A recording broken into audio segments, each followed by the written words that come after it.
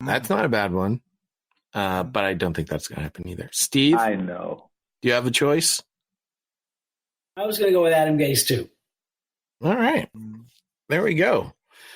New York is tough. For some reason, I feel like they should have fired Adam Gase a lot earlier if they were going to fire Adam Gase. I think he got a pass with the kissing disease. They should have fired Adam Gase when he did that press conference and he had those weird starry eyes. Oh, Lord. They should have. Are there any injuries that we care about at all in this one, James? Whoever's left walking around for the defense, which includes DeMonte Casey, safety in the concussion protocol, Desmond Trufant, and Jonathan Cyprien, who they just acquired from the Eagles, was placed on injured reserve. Julio Jones, Alex Mack, and Kenyon Barner all show up as questionable for the Falcons. For the Arizona Cardinals, Hassan Reddick, linebacker, Demary Byrd, Christian Kirk, wide receivers. David Johnson, running back, has a back injury. He's on the report, along with Terrell Suggs. So some key people there, along with Tremaine Brock, also has a back injury. All right. Did not change my opinion whatsoever. All right. Nah, not at all. The San Francisco 49ers, the only other undefeated team at 5-0, faced the Los Angeles Rams 3-2, another game of the week that I unfortunately will not see on the East Coast. Just too bad. You got to get the Sunday ticket. I really do. The Niners are 6th in the power rankings. The Rams are 8th. Rams are favored by 3. Now, my gut is telling me that the 49ers are good. I have been the 49ers' biggest cheerleader on this podcast, but I don't think they're this good. The stats do say that Jimmy G has only lost 2 games as a starter. Neither of those games were to the Rams. The Niners D has a +3 takeaway giveaway ratio. Yes, sir. Isn't this his first game against the Rams?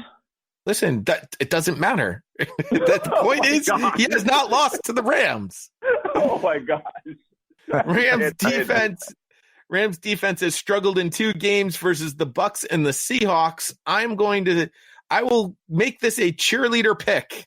I didn't want to. I really wanted to take the Rams, but as the San Francisco 49ers cheerleader, I will take the San Francisco 49ers to remain undefeated on the road against the Rams. James agrees with me.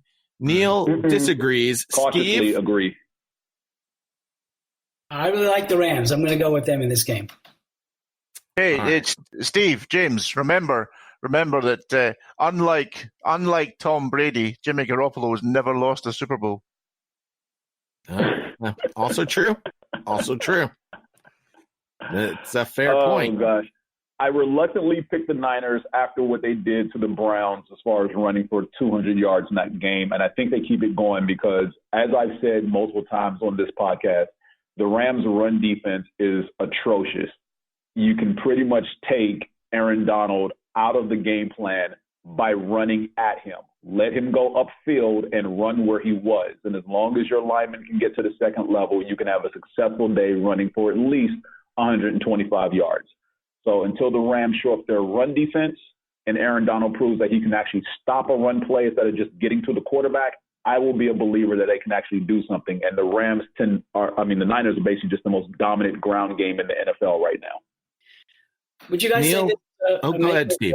Would you guys say this is a make it or break it game for the Rams? Because if they lose, they're several games behind the Niners and behind the Seahawks as well. Yeah, because there's some injuries that give me pause to pick the 49ers as well. Make it or break it. I think it's still too early. I did see a stat the NFL released that after 6 games, teams that have winning records have a much higher percentage of making the playoffs than teams that do not. But it's not out of the realm of possibility. And I do think it's still a little too early. Whoa. What sort of stat was that? Teams that win games generally make the playoffs. Woo! Breaking news. But the percentages are like if you are undefeated, if you're an undefeated, I believe there were only 2 undefeated teams after 6 weeks that did not make the playoffs. Is sort of the point. And then the percentage goes down from there. But the point is teams that have a winning record after 6 weeks have a much higher percentage chance of making the playoffs than teams that do not. So you're saying Washington has little chance then? I'm saying Washington has zero chance. Yes. Okay, right. Okay, yeah. That's exactly what I'm saying, Neil. And since you brought it up before, will Jared Goff shake hands with Richard Sherman? Well, this was totally bizarre, wasn't it? This scenario. I mean, how can you not notice you shook hands with somebody? And then say, "Oh, well, he didn't really want to shake my hand," and then finally backpedal all the way to, "Oh, I owe him an apology." Yeah, I think. Yeah, I preferred Richard Sherman when he wasn't very good because then he kept quiet, didn't he? But I think Steve makes a good point there, Jay. I think if the Rams lose this, that puts them 3-3, 3 games back on the 49ers, having lost to the 49ers, so they'd have a tie break there. So I think I think that's probably a really good shout.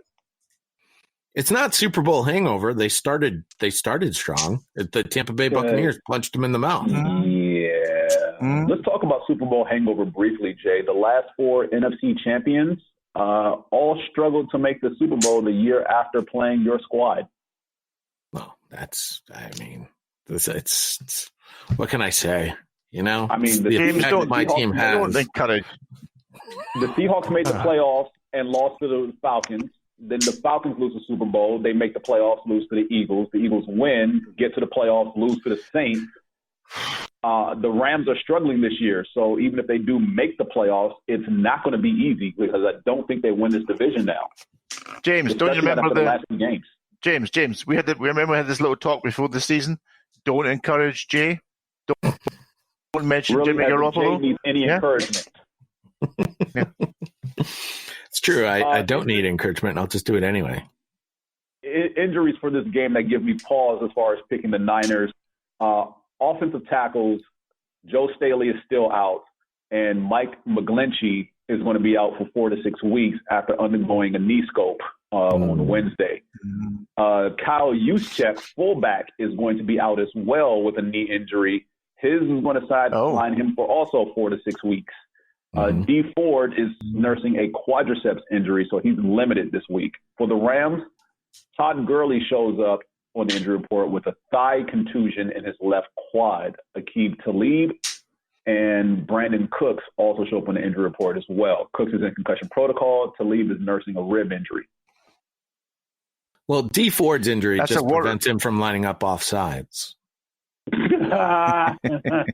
it too soon, Steve? Too soon? Never too soon. Worry with Juszczyk being out because he's a huge part of that San Francisco offense. It'll be interesting to see. They don't have another fullback on the roster. I don't know if they've called anybody up this week, but that's a blow. They'll probably use Kittles as a hybrid tight end fullback and put him in the backfield and use their backup tight end in his spot if they go to those 2 backfield formations. They showed a little bit of that on Monday night. So Kittles did line up in the fullback slot in a couple of plays after Juszczyk went out the game. Yeah, they don't currently have another fullback on the roster. I know that they worked out a few during the week. I didn't see anything that they signed anybody. The backup tight ends are Ross Dwelly and Levine Tololo. There you go. Next game is the game I'll be forced to watch here in the Northeast. The Dallas Cowboys at the New York Jets. The Cowboys fall to 12th in the power rankings. The Jets are 29th. Cowboys are favored by 7 in this game. Despite getting Sam I Kissed Someone Darnold back, which will most markedly improve the 9.8 points per game average and should help Le'Veon can't believe he didn't hold out while Sam was on vacation Bell, Cowboys are the more talented team here, and that's literally the only thing I need to say. I'm going to take the Cowboys. Steve, who are you taking?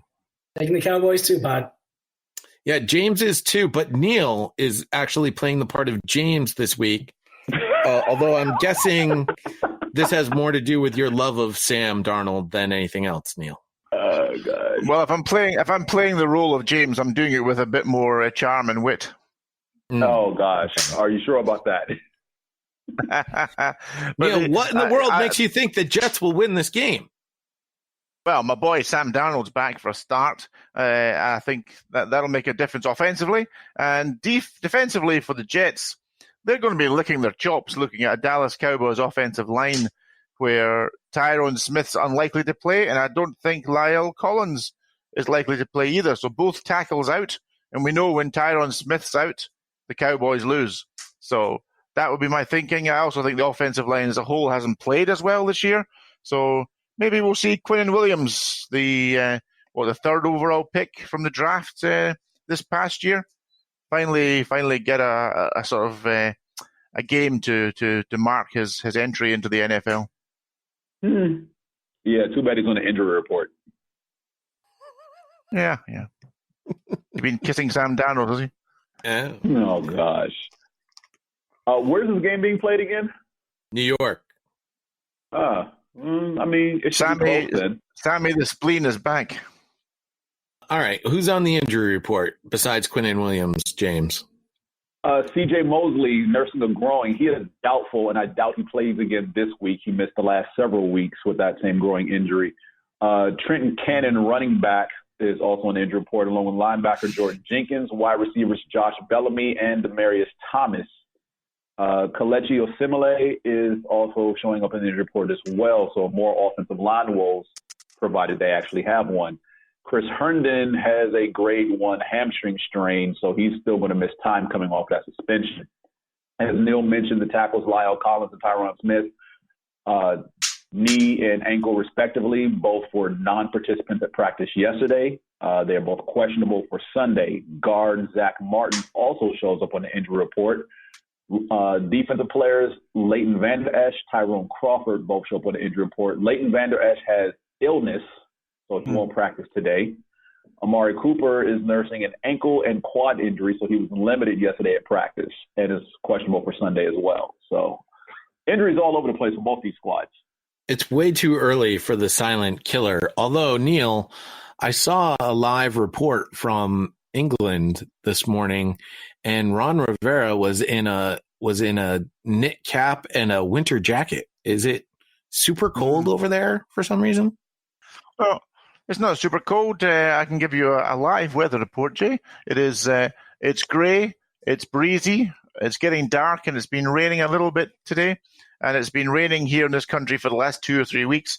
Yeah, temperatures are dipping, but I think it's more wet than anything else than cold. Yeah, silent killer. Too early for the silent killer. It's only October 10th.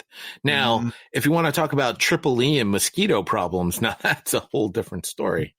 But that's a Northeast joke. All right.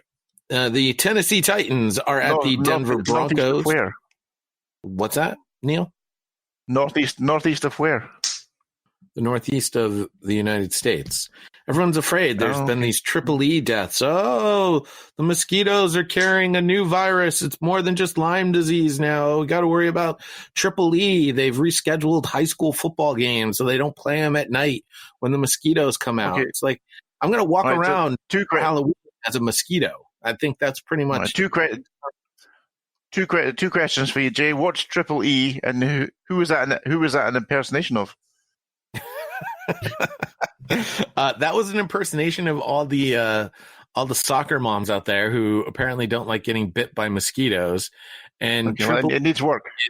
Eastern equine encephalitis. Go ahead and Google it, and it's apparently a very deadly disease. I suppose I shouldn't make fun of it. All of three people died in Connecticut. Listen, death is, and my condolences to those 3 people's families.